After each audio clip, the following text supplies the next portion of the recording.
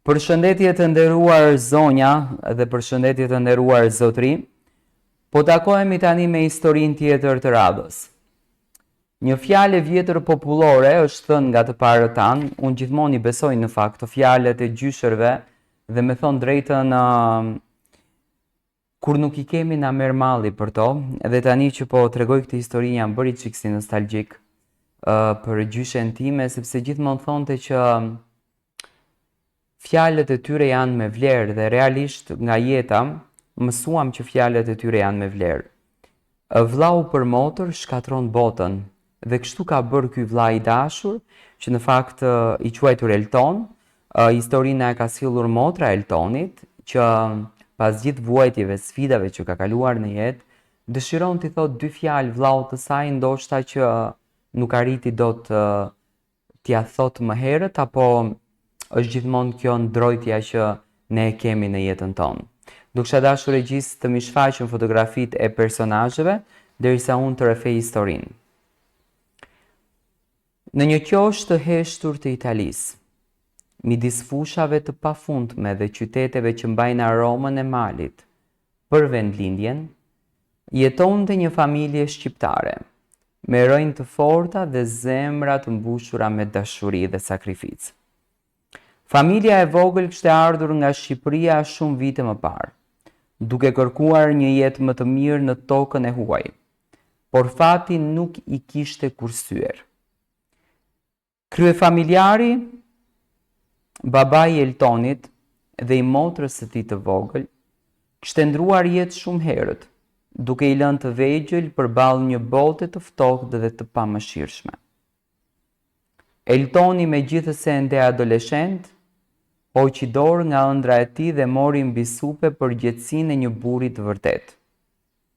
U bë babau I munguar, shoku I ngushtë dhe mbrojtësi I palodhur I familjes së tij. Ai punonte ditë dhe natë, në ndërtim, në ferma, në çdo punë që I dilte përpara, vetëm që motra e tij të kishte një jetë të mirë.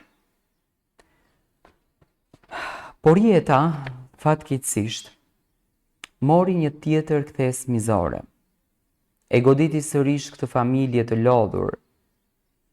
Një ditë, ndërsa motra nisi të ndjente lodhje, dhimbje dhe raskapitje të pashpjegueshme, analiza e tmerrshme konfirmoi frikën më të madhe. Ajo kishte leuqemi, një diagnozë që për pak ja theu shpirtin Eltonit. Ishte sikur I kishin hequr oksigjenin, por ai nuk kishte kohë të dorëzohej në dëshpërim.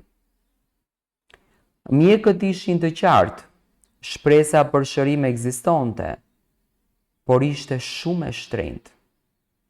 Shumë më tepër nga çfarë kjo familje thjesht mund të përballonte. Trajtimet, mjekimet, transplantet, të gjitha kërkonin para dhe shpejt. Pa u menduar dy herë Eltoni bëri atë që shumë kush do ta kishte menduar të pamundur. Shiti gjithçka që kishte. Tokën e vetme që kishte trashëguar nga babai në Shqipëri, shtëpinë modeste që mezi kishin ngritur në Itali, makinën e vogël që ishte mjeti vetëm I punës, shiti gjithçka që kishte vlerë, çdo kujtim, çdo pasuri të ndërtuar me vite djerse dhe lot.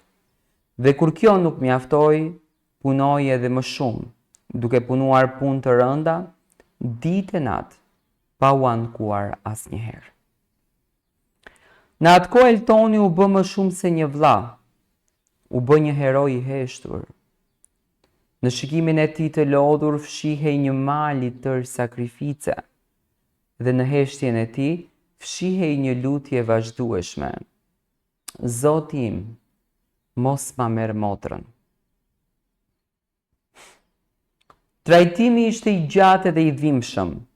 Kishte ditë kur shpresa dukej se fikej dhe net kur Eltoni rinte zgjuar pranë shtratit të motrës.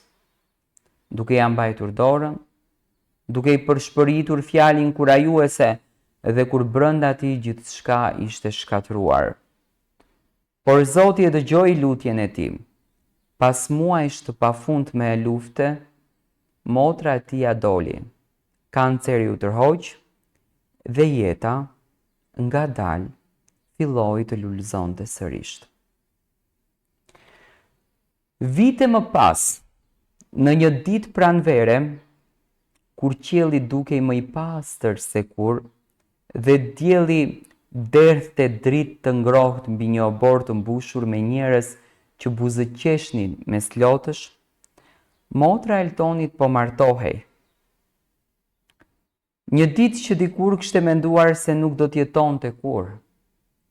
Dhe aty, përballë të gjithëve, para se të shkonte drejt altarit, ajo ndaloi. Zemra i rihte fort, por jo nga emocionet e dasmës, por nga dhimbja që dashuria që e mbërthente shpirtin për vëllain e saj. Me fustanin e bardhë që i lëkundej lehtë nga era, me duar që i dridheshin, ajo mori mikrofonin, sytë e saj u mbushën me lodh, por zëri i saj megjithëse i thyer nga emocioni, rezonoi në çdo qoshtë asaj salle. Sot para se të them po ndaj një burrit që kam zgjedhur të kem në krah për jetë, kam një fjalë për njeriu që më mësoi çfarë do të thotë dashuria e vërtetë. Elton, vllau im, baba im, heroi im. Ti shite gjithçka që kishe, jetën tënde, ëndrat e tua për të më shpëtuar mua. Ti nuk më le të dorëzohesha as atëherë kur mjekët mendojnë se nuk kishte më arsye për shpresë. Ti ishe fryma ime, ishe forca ime, zemra ime. Nuk ka ditë që nuk i lutem Zotit për ty, që të jap gjithë lumturinë e kësaj bote, sepse ti e meriton më shumë se kushdo. Nëse sot unë jam këtu, nëse unë jetoj, ëndroj dhe dua, është fal teje. Sot para gjithë botës dua të të them, unë të dua më shumë se jetën time. Faleminderit që je dhe do të jesh gjithmonë heroim. Në atë moment e gjithë salla u mbush me lot. Eltoni ulur mes të ftuarve, nuk mundi më të përmbahej. Sytë e tij, që kishin parë kaq shumë vuajtje, u mbushën me lot të pastra. Ai djalë i thjesht, punëtori i palodhur, heroi i heshtur i një familje që mbijetoi, ishte sot më i pasuri njeri në botë. Jo me pasuri materiale, por me dashuri të përjetshme. Në fund të fjalimit, motra vrapoi drejt tij, e përqafoi fort, e si atëherë kur ishte një vajzë e vogël që kërkonte stre në krahët e vllaut të saj të madh, dhe në atë përqafim të gjatë që sfidonte kohën, dhimbjen dhe vdekjen, ishte gjithçka që mund të thuhej faleminderit, më fal që të lodha kaq shumë, të dua më shumë se jetën. Dhe kështu në atë ditë në ndjelljen e butë të Italisë, një motër ju fal jetës për herë të dytë, fal dashurisë së një vllai që bëri gjithçka për të. Në fakt, ky është rrëfimi i historisë së Eltonit dhe kjo që ne dëgjuam. Dhe kthehemi te ajo që vllau për motër shkatron botën.